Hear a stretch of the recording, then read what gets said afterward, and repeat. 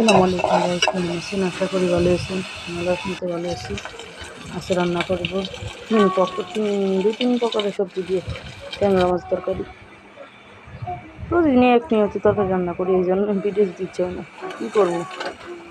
ওই যে দেন আলু, বেগুন, শিম, টমেটো, তিন প্রকার সবজি দিয়ে ট্যাংরা মাছ দিয়ে রান্না করতেছি। ওই যে সব কিছু একবারে দিয়ে ঝোল দিয়ে দিলাম, যদি কষতেছি। তারপর টমেটো দিলাম, টমেটো একটু পরে দিলাম, না ভেঙে যাবে, ফেডা ফেডা হয়ে যাবে। এই দেখতে পাচ্ছেন, সুন্দর করে বসাই দিচ্ছি।